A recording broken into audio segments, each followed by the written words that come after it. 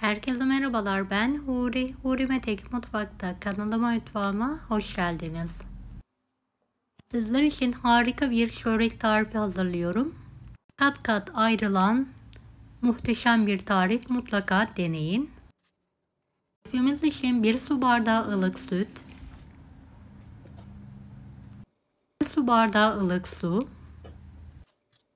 2 tatlı kaşığı toz şeker, 1 yemek kaşığı kuru maya, 5 su bardağı unu azar azar ekleyerek yumuşak, ele yapışmayan bir hamur hazırlayalım. 2 tatlı kaşığı da tuz ilavesi yaptım.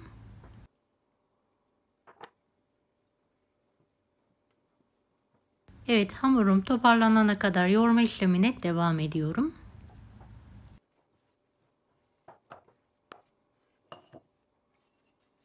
Beni hangi ülkeden veya şehirden izliyorsunuz merak ediyorum. Yoruma bildirirseniz sevinirim.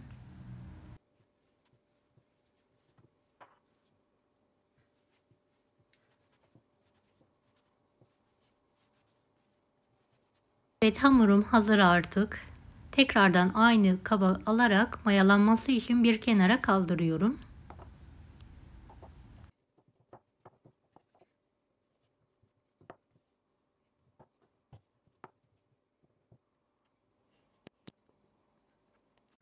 Mayalanan hamuru tezgah üzerine alarak tekrardan yoğurarak havasını alalım.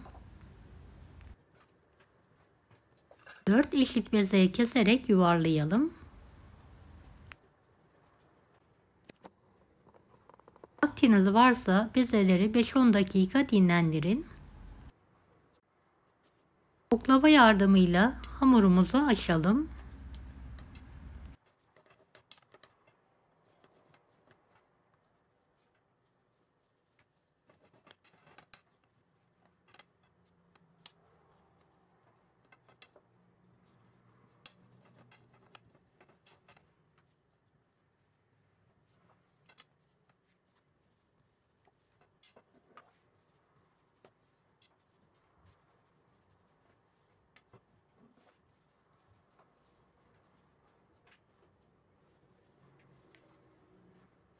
Büyütebildiğimiz kadar yufkamızı büyütelim.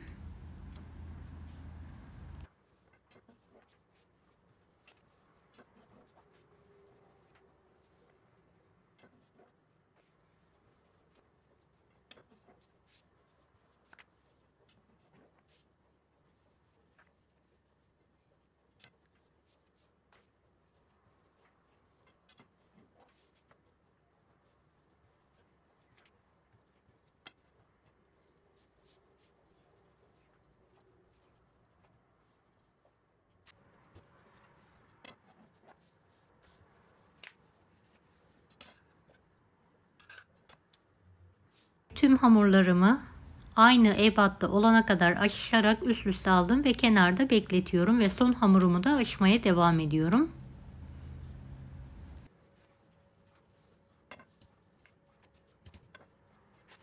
Evet, bu büyüklük yeterli. 200 gram erittiğim tereyağı var. Üzerine kaşık yardımıyla dökerek her tarafına gelecek şekilde sürüyorum.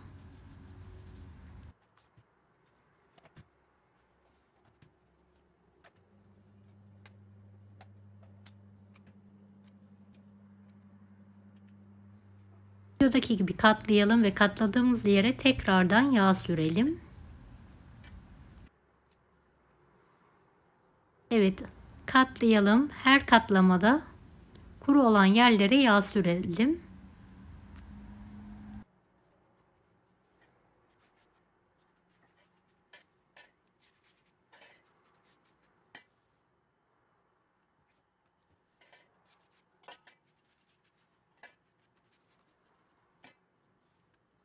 Tekrardan üzerine yağ sürelim.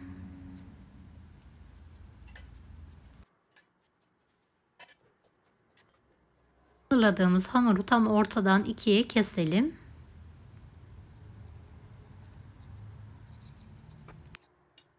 Kenardan başlayarak ne sıkı ne bol olacak şekilde rulo saralım.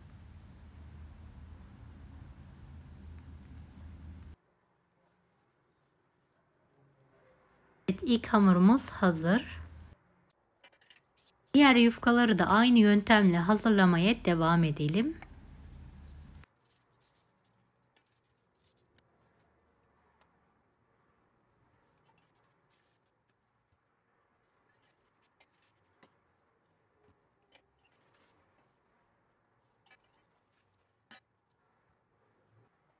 Tüm hamurlar aynı şekilde katlayarak hazırladım ve ortadan ikiye kesiyorum.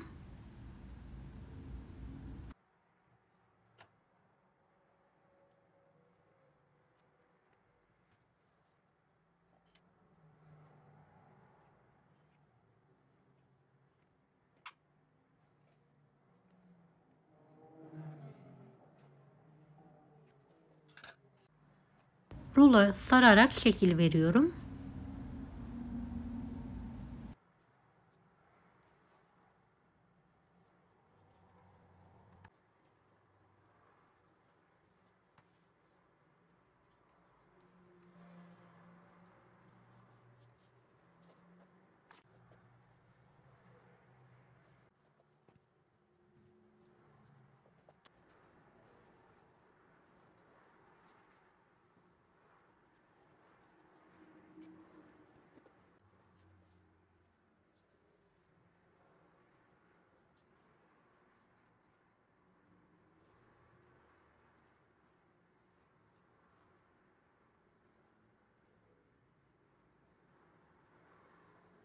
Dört yufkamı da hazırladım. Biraz yağları donması için bir kaba alarak buzdolabının alt kısmında bekletiyorum.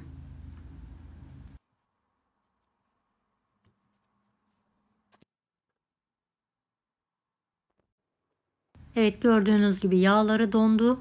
Tezgah üzerine tekrardan alıyorum. Hafif bir un serperek inceltiyorum.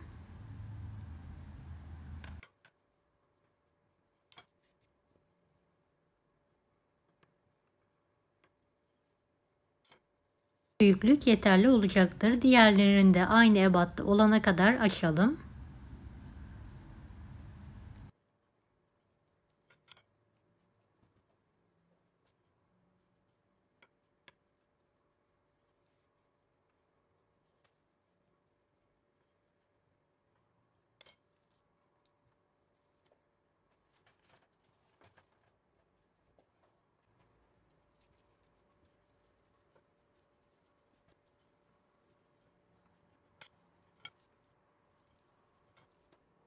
Üzerlerine bir adet yumurta sarısını biraz süt ile çırparak her tarafına gelecek şekilde sürelim.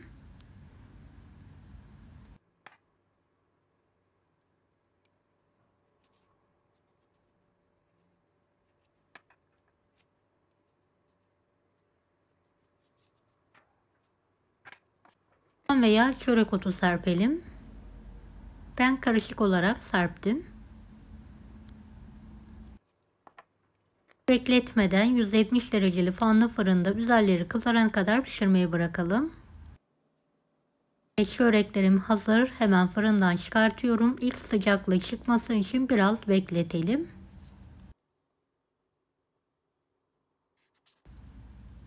Servis tabağına alıyorum ve ikrama hazır.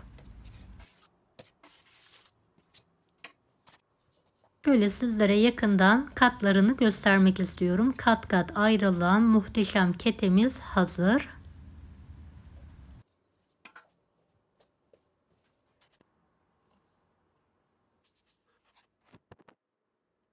O kadar lezzetli ki ister kahvaltıya isterseniz çay saatlerine hazırlayabilirsiniz.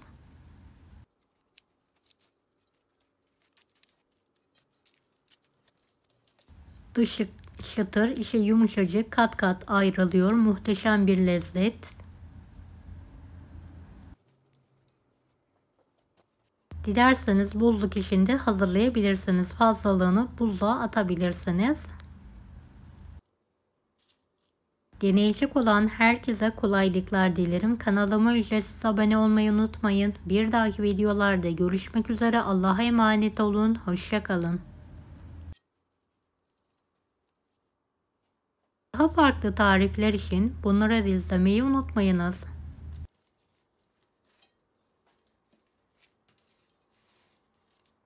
Kolay gelsin herkese.